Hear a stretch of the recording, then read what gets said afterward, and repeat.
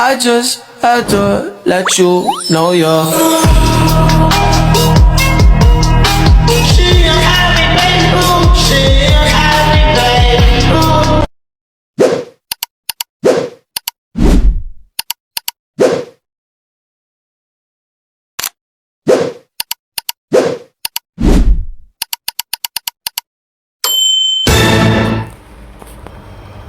Hai semua, apa kabar hari ini? Ketemu lagi dengan saya, Naula Anfasa Sapita, dengan NIM 2032493 Prodi PGMI.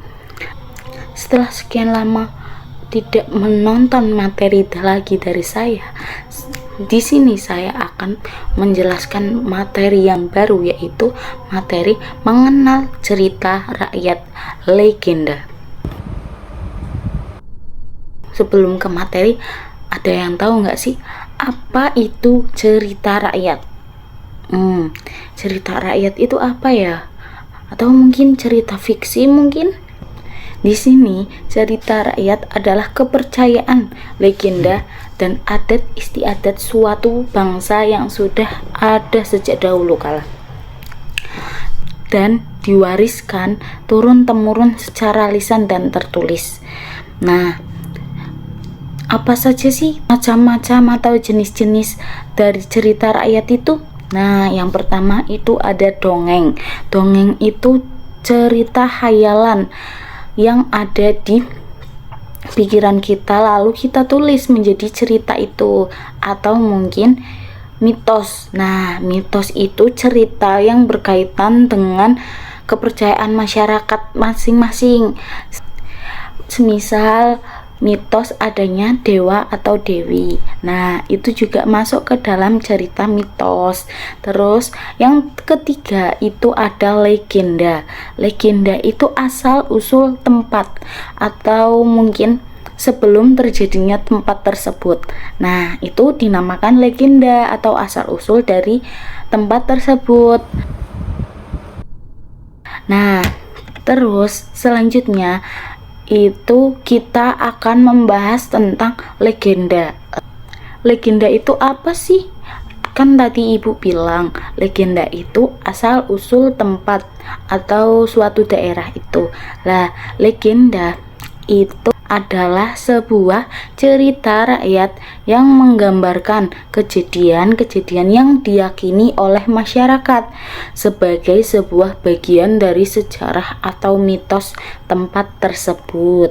Nah, legenda seringkali menceritakan tentang peristiwa-peristiwa atau tokoh yang dianggap penting atau luar biasa oleh masyarakat yang dinilai memiliki keajaiban supranatural. Nah, dan biasanya cerita rakyat atau legenda itu dari mulut ke mulut atau mungkin bisa dari tulisan atau bentuk tulisan, cuman ceritanya itu dibawakan dari mulut ke mulut. Misal cerita Malin Kundang. Nah, Malin Kundang itu ceritanya dari ibu atau nenek moyang kita terus turun ke ibu menceritakan kepada kita, lah itu bisa dinamakan juga legenda. Terus ada jenis-jenis cerita legenda. Jenis-jenisnya itu ada 4. Yang pertama legenda lokal, yang kedua legenda sejarah, yang ketiga legenda urban, dan yang keempat itu legenda mitologi. Yang pertama itu adalah legenda lokal. Nah, legenda ini adalah legenda yang memiliki hubungan dengan tempat atau terjadinya alam sekitar. Contohnya itu adalah Danau Toba. Nah, Danau Toba itu kan sebuah danau. Nah, Danau Toba itu menceritakan terjadinya Danau Toba tersebut. Nah, atau mungkin bisa dikatakan asal usul dari Danau Toba. Terus yang kedua itu legenda sejarah. Nah, legenda ini adalah legenda yang diyakini memiliki akar sejarah yang jelas. Contohnya itu adalah Candi Prambanan. Nah, Candi Prambanan itu terkenal dengan Roro Jonggrang yang menginginkan dibuatkan candi yang besar sekali. Lah, candinya itu terbuat jadi namanya Candi Prambanan.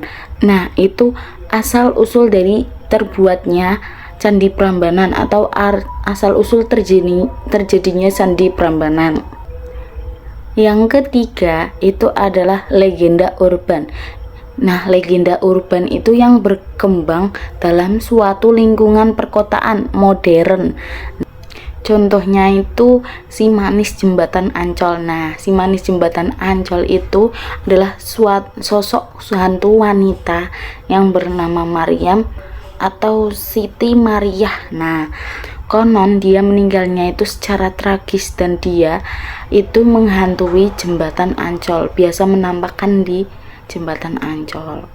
Nah, yang keempat itu adalah legenda mitologi. Legenda ini adalah legenda yang memiliki muatan mitologi tertentu seperti legenda dewa atau dewi, atau yang biasa dikenal itu adalah legenda Putri Duyung. Kan kita nggak tahu ya apakah ada Putri Duyung itu. Nah, kita tahu itu dari legenda atau cerita demi cerita. Kalau Putri Duyung itu mempunyai ekor seperti ikan. Nah, itu adalah cerita legenda, atau mungkin dewa atau dewi. Itu juga masuk ke legenda. Oke, selanjutnya itu ada unsur-unsur cerita legenda. Yang pertama itu tokoh. Tokoh itu adalah seorang yang memainkan peran di dalam cerita legenda tersebut.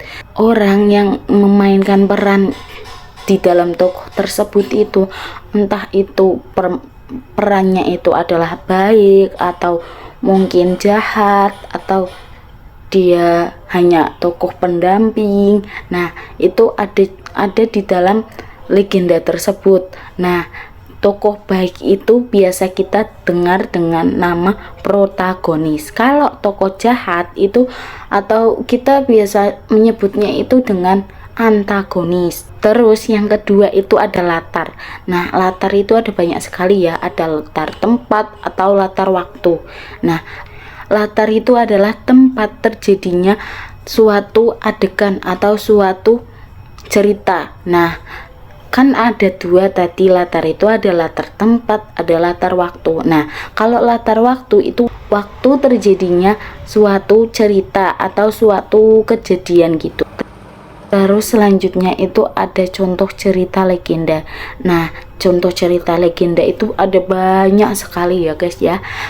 Yang pertama itu ada Sangguryang, yang kedua ada Danau Toba, dan yang ketiga ada Malin Kundang, dan ada banyak lagi.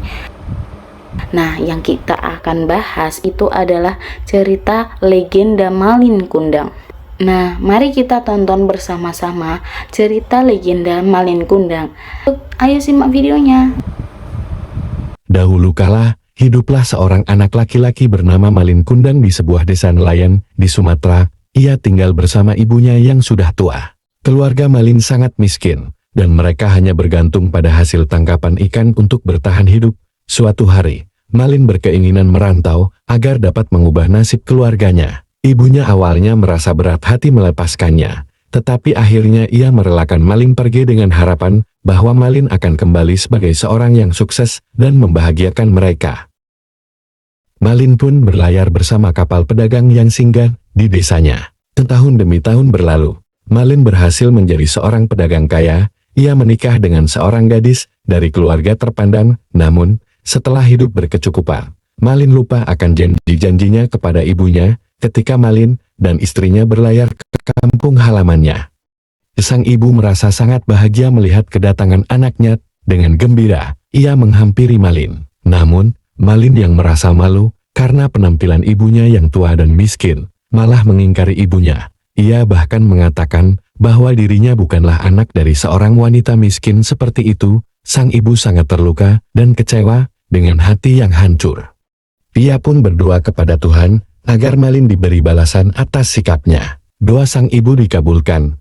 Tiba-tiba, langit mendung, dan badai besar menghantam kapal Malin. Ia mencoba melarikan diri, tetapi badai itu makin kuat, dan akhirnya tubuh Malin berubah menjadi batu sebagai hukuman atas perbuatannya. Hingga kini, masyarakat percaya bahwa batu yang menyerupai manusia di tepi pantai Sumatera Barat adalah Malin Kundang yang dikutuk menjadi batu karena durhaka kepada ibunya.